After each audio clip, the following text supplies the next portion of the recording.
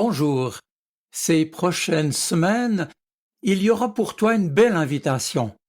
Mais si tu n'as pas le temps et que tu y renonces, tu le regretteras, tant pis, c'est certain.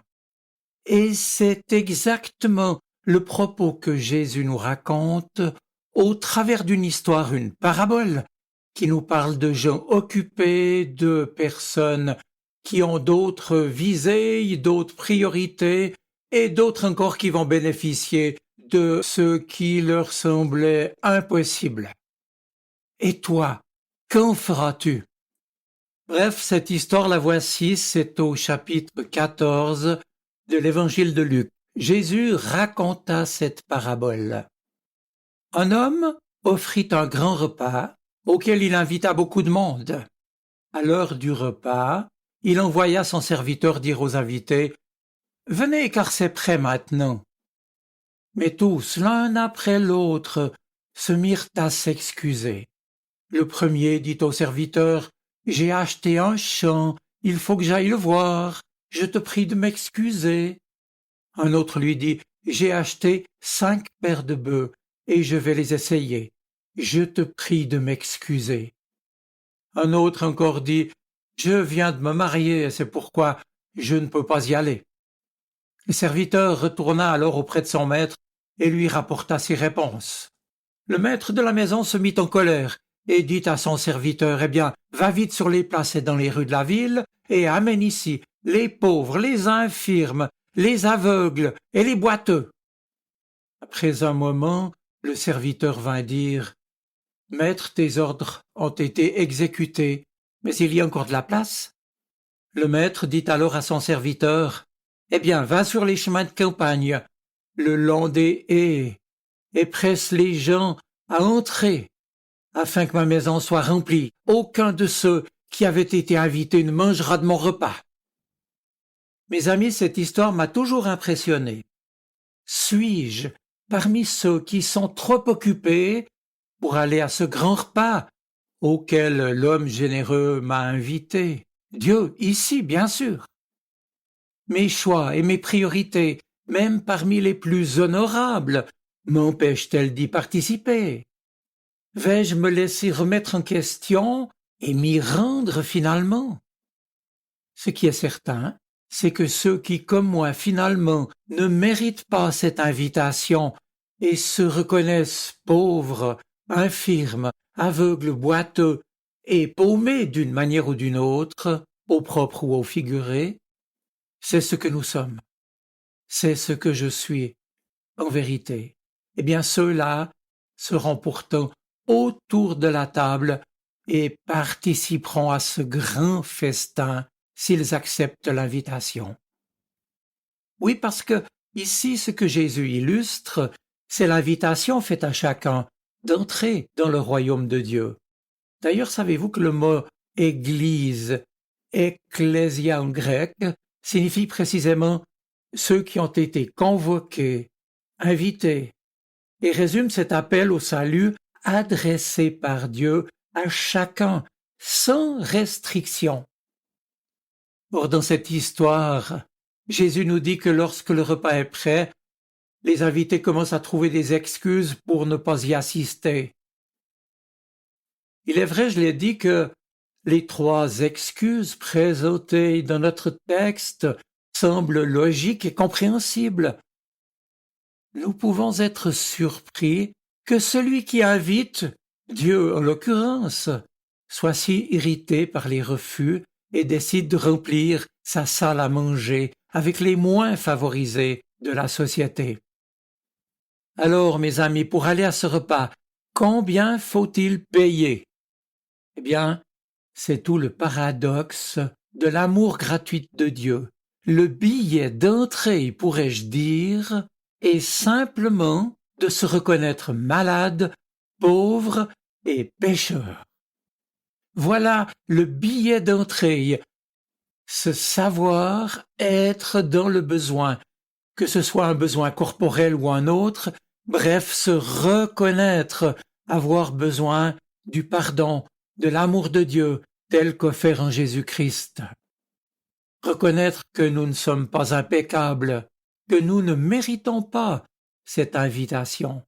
Reconnaître notre vulnérabilité et notre dépendance en tant qu'être créé par Dieu, nous permettre d'approcher aussi avec simplicité celui qui nous invite et de le remercier de nous laisser entrer, car seuls nous ne trouvons ni la justification de nos erreurs, ni le médicament s'il en est qui guérit nos blessures, ni la nourriture qui nous rassasie, ni la boisson qui étanche notre soif.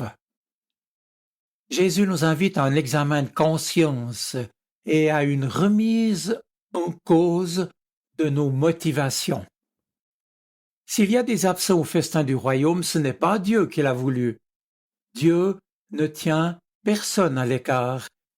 Il n'y a pas d'un côté ceux que Dieu appelle et de l'autre ceux qu'il délaisse.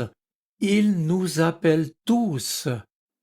Mais il y a ceux qui acceptent l'invitation avec empressement et ceux qu'elle n'intéresse finalement pas, ceux qui viennent en courant et ceux qui n'ont rien à faire de son invitation.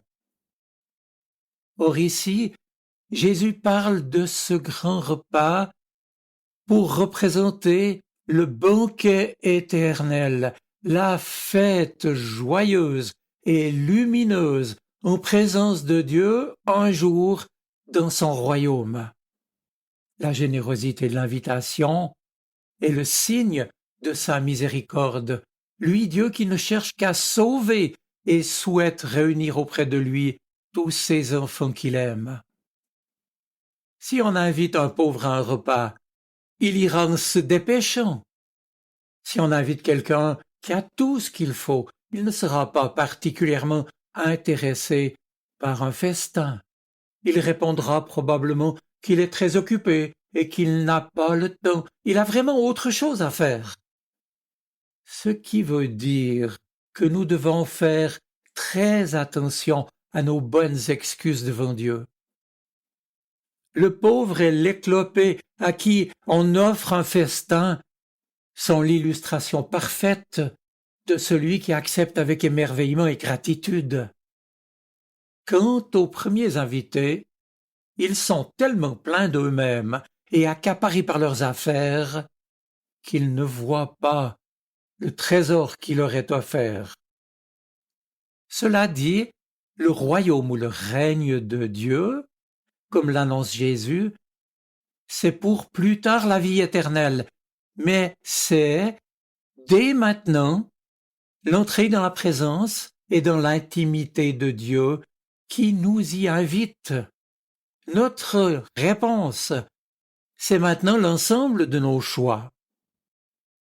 Ainsi, trop souvent, on refuse, par exemple, de prendre le temps de prier, d'être disponible, tout en étant conscient que c'est Dieu pourtant qui nous y invite. Et puis, on remet à demain, comme les invités de la parabole, et on dit à Dieu, « Je t'en prie, excuse-moi. » Jésus illustre donc nos choix par rapport au royaume de Dieu. Et dans ce domaine, l'opposition est plutôt entre les cœurs riches et les cœurs de pauvres. Comme le disait dans les Béatitudes Jésus, heureux ceux qui sont pauvres en leur cœur. Un cœur de riche est lui saturé, totalement accaparé par ses activités ou sa vie familiale, en d'autres mots, sans espace pour Dieu.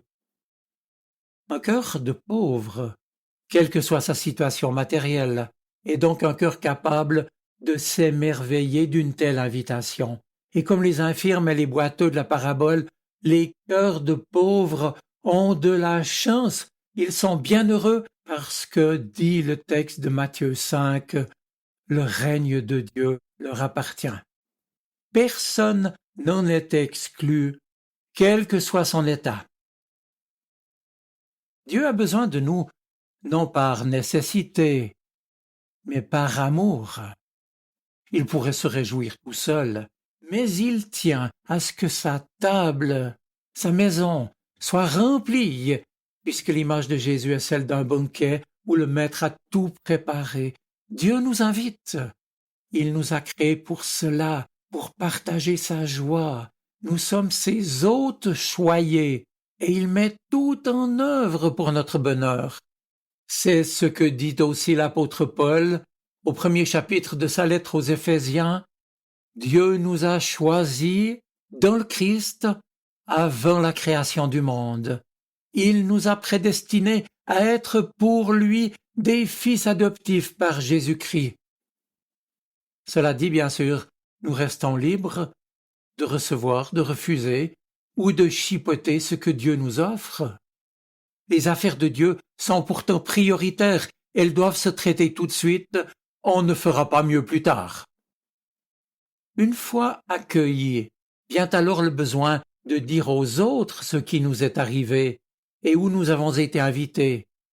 C'est pourquoi le vrai sens de l'expression au verset 23 de Luc 14, l'expression « presse-les d'entrer » ne peut être compris comme une violence physique ou morale envers qui que ce soit pour les forcer, mais comme une invitation pressante qui attire, qui se transmet, qui remplit un désir de partager avec d'autres la grandeur à laquelle on a été invité sans le mériter. Et donc il reste de la place, tant mieux. Mes amis, enfin, l'histoire que Jésus nous raconte peut être appliquée de deux manières. En tant qu'invité d'abord, il faut savoir dire oui, accepter l'invitation de Dieu. A-t-il vraiment la première place dans ma vie et dans mes préoccupations? Et puis ensuite, il faut se mettre dans la position du serviteur qui relaye l'invitation de son maître. Il nous faut proclamer la bonne nouvelle à tous, en commençant peut-être bien par ceux et celles qui sont parmi les plus miséreux et les plus abandonnés. Je vous souhaite une bonne semaine. Soyez bénis. Amen. Sa parole résonne dans mon cœur. Elle est vivante, elle parle. Elle m'aide à choisir, m'illumine. Elle est vivante, elle est poignante, elle touche mon cœur.